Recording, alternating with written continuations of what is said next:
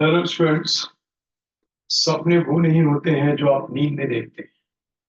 सपने वो होते हैं जो आपको सोने नहीं देते। Students, when you prepare for the JEE NEET exams, so very often you're involved in solving the questions. और क्वेश्चन सॉल्व करने की ड्यूरिंग ये आप ड्रीम करते हैं। आप अपने उस इन्वॉल्वमेंट के साथ साथ ड्रीम करते हैं कि आपकी रैंक क्या आएगी।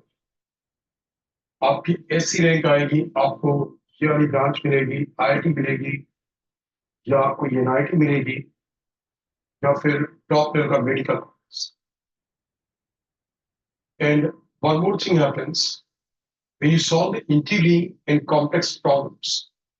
तो कई बार आपको ऐसा लगता है जैसे कि आपके कॉन्सेप्ट्स में कहीं पे लैक ना।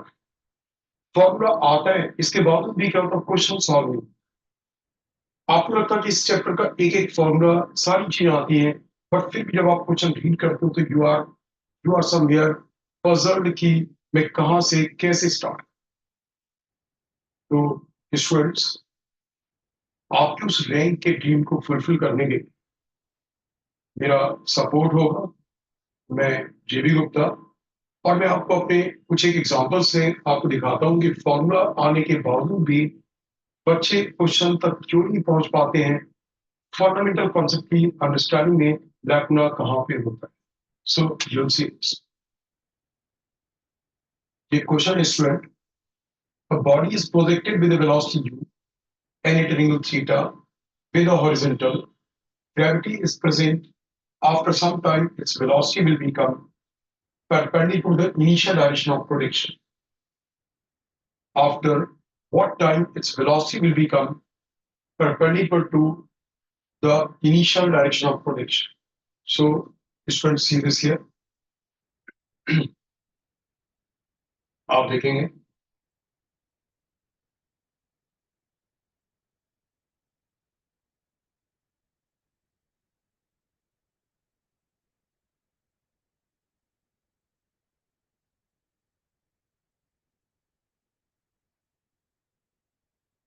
आप इसमें देखोगे कि initial velocity is what u at an angle theta.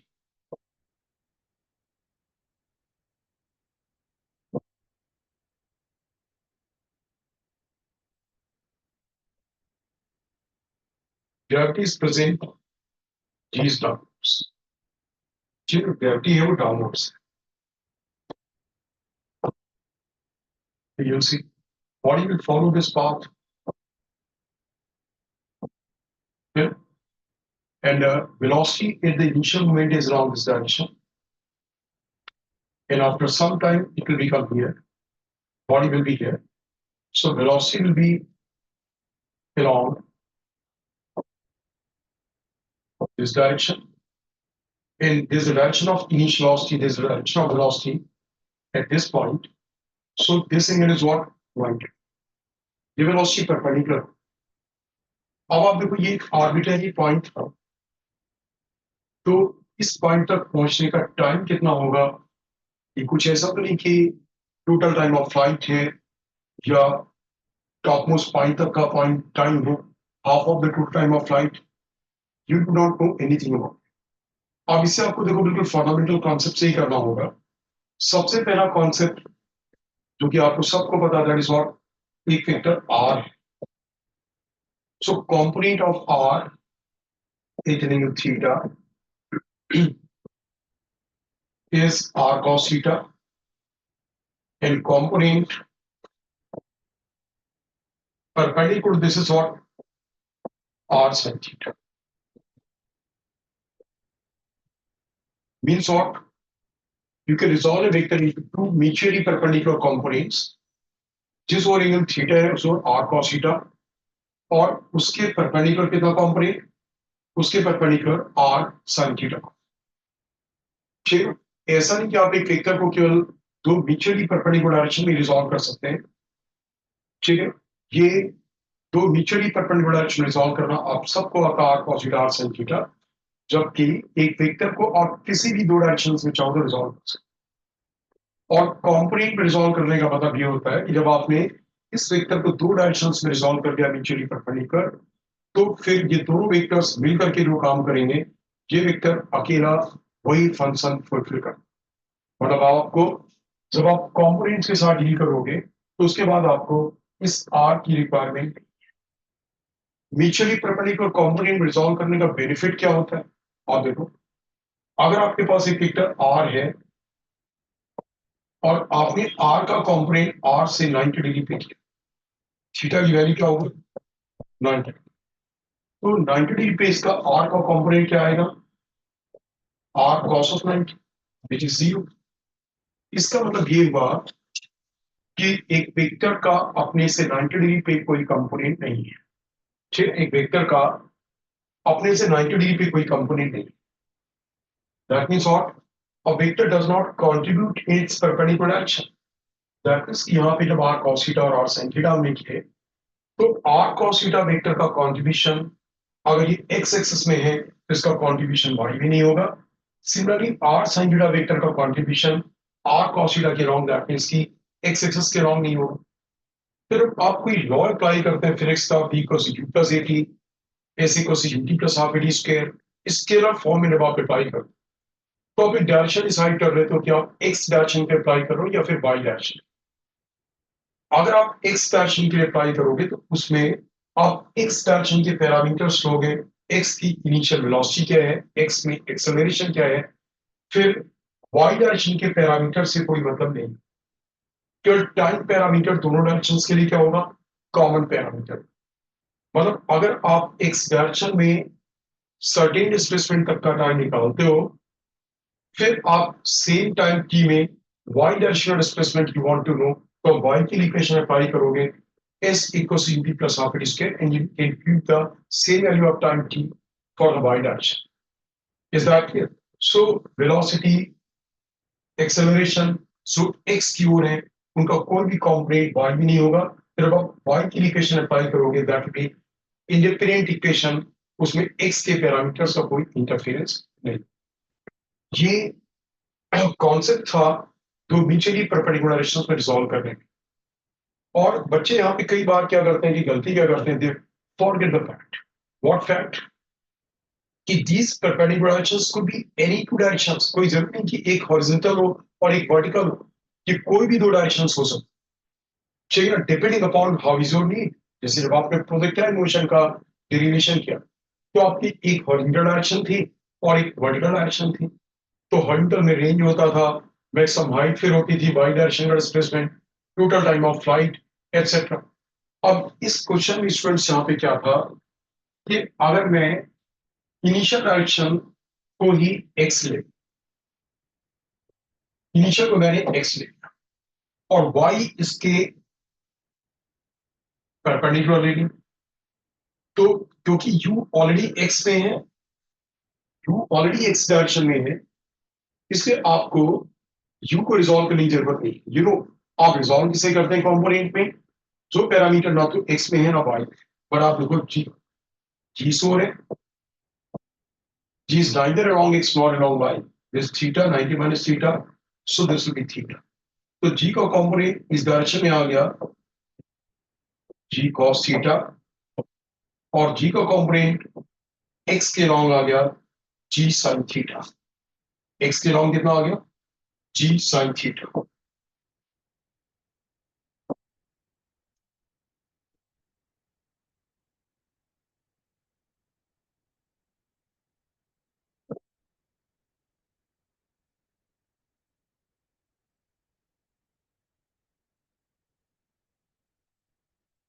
Ji sir, जी का कंपोनेंट एक्स के लॉन्ग जी sin थीटा और वाई के लॉन्ग कितना आ गया, जी cos थीटा, वाई के लॉन्ग जी cos थीटा, राइट। सो इसी नाउ अब आपसे क्या बोला गया, after what time velocity will become perpendicular to the initial direction। Initial direction x के लॉन्ग थी, हमने उसी को एक्स लिया, तो वेलोसिटी कितनी देर के बाद एक्स के परपेंडिकुलर हो जाएगी। अब आप सोचो, मैंने क्या बताया, किसी भी वेक्टर का अपने से 90 डिग्री पे कोई कंपोनेंट नहीं होता है, इसका मतलब कि जब इसकी वेलोसिटी वाई डायरेक्शन में हो जाएगी तो उसका एक्स डायरेक्शन में कंपोनेंट क्या होगा, जीरो। वाइस वर्सा, जब इसकी वेलोसिटी एक्स में जीरो हो जाएगी, जब इसकी वेलोसिटी एक्स में जीरो हो जाएगी तो वेलोसिटी किस ओर होगी, वाई में होगी। इसका मतलब क्या, आपको इक्वेशन लगाना था v equals u plus at for the X direction. Equation आपको किस डायरेक्शन में अप्लाई करना था, एक्स डायरेक्शन। तो आपने एक्स डायरेक्शन की वेलोसिटी जीरो कर दी, इनिशियल u थी, एक्स में एक्सप्रेशन g sin थीटा है, it is this g sin theta minus g sin theta minus g sin theta, क्योंकि मैंने इनिशियल डायरेक्शन को पॉजिटिव में लिया तो उसके ऑपोजिट नेगेटिव होगा, इनटू व्हाट, t। सो इससे टाइम t की वैल्यू क्या आ गई, u upon g sin theta. So students, it's a not a very complicated question, but that gives you a clear idea of fundamental concepts. हर एक बच्चा और कॉसिडा sine theta दो एक तरह से कंपोनेंट के बारे में जानता है, राइट। पर इनमें से बहुत कम बच्चे हैं जो जानते हैं क्या, कि हम म्यूचुअली प्रेफरेंस डायरेक्शंस में रिजॉल्व इसलिए करते हैं क्योंकि एक वेक्टर का अपने से 90 डिग्री पे कोई कंपोनेंट या कॉन्ट्रीब्यूशन नहीं है। और हमने इसी कॉन्सेप्ट को यहाँ पे अप्लाई किया कि बोला गया कि वेलोसिटी कितनी देर के बाद इनिशियल के परपेंडिकुलर हो जाएगी। मैंने इनिशियल को एक्स मान लिया और उसके परपेंडिकुलर वाई हो गया। तो जब वेलोसिटी इनिशियल के परपेंडिकुलर होगी तो उसका कंपोनेंट एक्स में जीरो, और फिर मैंने एक्स डायरेक्शन की इक्वेशन लिया बी प्लस यू प्लस सी। और यहाँ पे दिस इज द पॉइंट जो मैंने बोला ना, अब एक इक्वेशन एक डायरेक्शन के ट्राई कर, यहाँ पे जब मैंने एक्स के लिए ट्राई किया, सब कुछ मैं यहाँ पे एक्स वाले पैरामीटर्स डालूंगा, वाई वाले पैरामीटर से मुझे कोई मतलब नहीं होगा।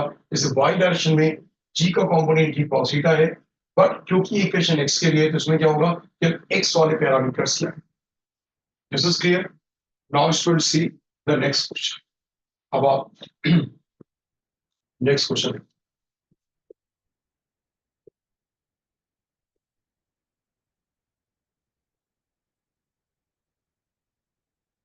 this is the next question. Question is what? A is body is in the xy plane with initial velocity this much. Body starts is in over. Body starts in the xy plane with initial velocity v equals to 3 I cap plus 4j. With initial velocity 3 I cap plus 4j. And extension a equals to minus 2j cap. What will be its x coordinate when it comes across the x-axis, y-axis? Right? Now see.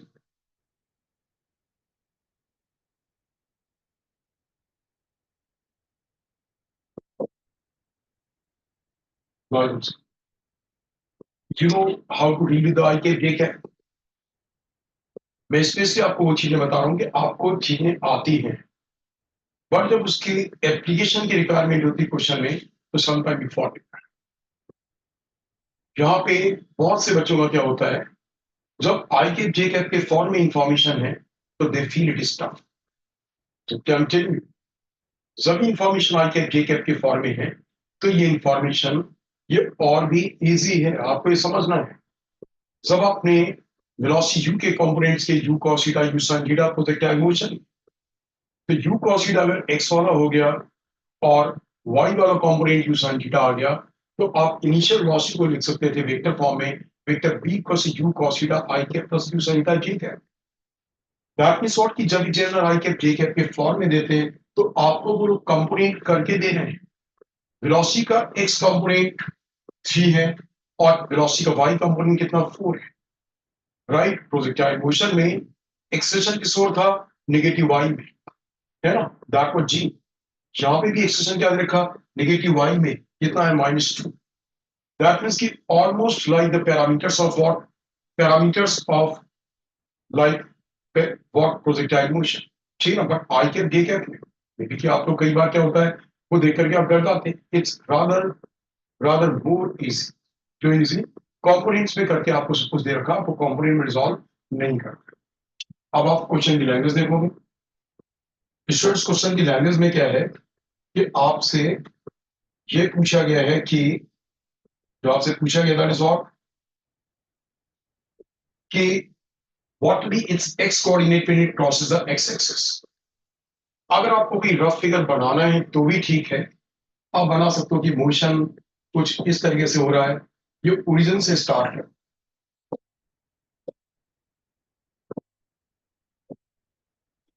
ये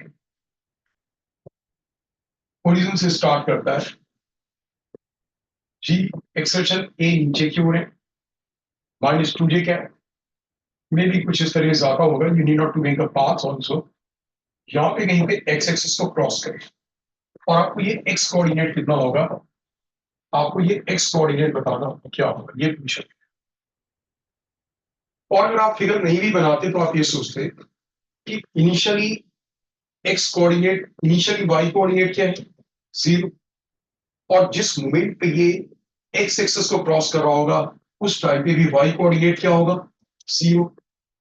that means what कि during this time Y dash में कोई displacement नहीं आया। अब मैं वाई की रेगुलर इक्वेशन लिखता, S equals to UT plus half B square for what, for the Y dash. मैं वाई डैश की इक्वेशन क्या लिखता, S equals to UT plus half it square for the y direction. So students, you know it very well. In all the equations, S is for what? Displacement. It is not for distance. If displacement and distance in that case are same, then you can keep the value of displacement or the distance. Otherwise, what? Otherwise, displacement and distance are what? They are in these equations. S is for displacement. तो आपने इस point से इस point तक के motion के लिए figure नहीं भी बनाया है तो भी इनिशियली y वो जीरो, बाद में भी y जीरो जब ये एक्स एक्सिस क्रॉस करेगा तो आपने y डायरेक्शन का इक्वेशन लिखा याद आ, और y का डिस्प्लेसमेंट जी, ये इक्वेशन आपने किस डायरेक्शन में लिखा, for the y direction. y direction की इनिशियल वेलोसिटी कितनी है, 4, y की initial velocity 4 time t, y में एक्सेलरेशन कितना, -2, so minus half into 2 into T square.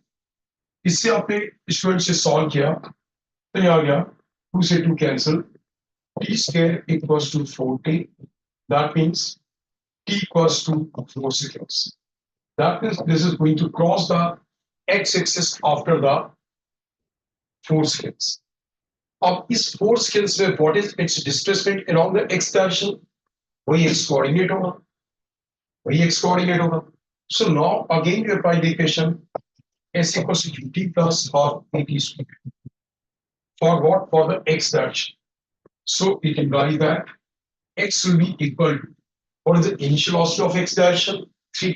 आप देखो x की इनिशियल वेलोसिटी क्या है, 3, और टाइम कितने टाइम के बाद, 4 सेकंड्स के बाद, so this will become x की इनिशियल वेलोसिटी है 3, 3 into 4, और x में कोई एक्सेलरेशन है, there is no acceleration in the x direction, है ना।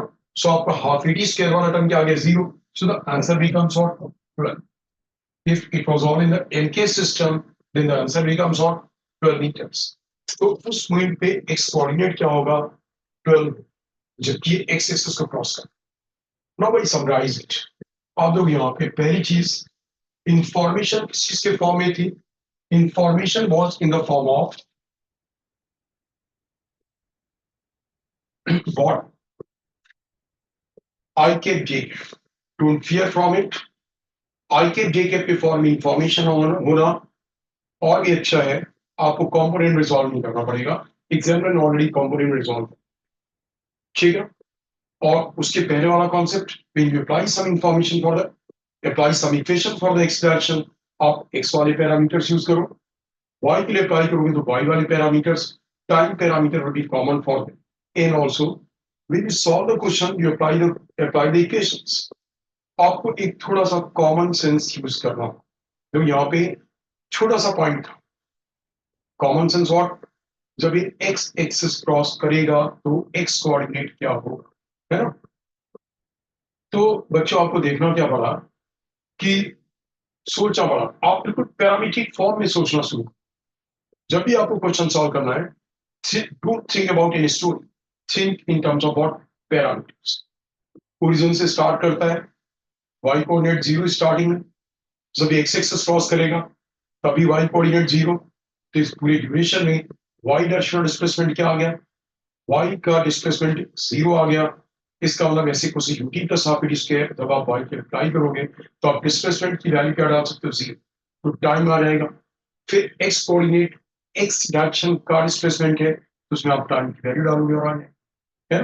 सो आपको देखो ये सोचा कि आप किन पॉइंट्स पे जब क्वेश्चन लैंग्वेज में आएगा तो आपको उन्हीं फॉर्मूलों में से किन बेसिक्स को कैच करना होगा, सो दैट कि क्वेश्चन कोई ऐसा नहीं नया इक्वेशन या कुछ भी है सॉल्व करने में, बट फिर भी पहली बार में क्वेश्चन इजी भी है, बहुत से बच्चे इसे सॉल्व नहीं भी कर पाते। क्यों, यू नीड टू थिंक। और ये मेरा काम होगा कि मैं आपको उस पॉइंट तक पहुंचाऊं, कैसे उन सिचुएशंस को आइडेंटिफाई करना है, ये मेरा काम होगा कि मैं आपको support. So these were two questions for today, students, and आपके सपोर्ट के लिए I will always be there through my programs.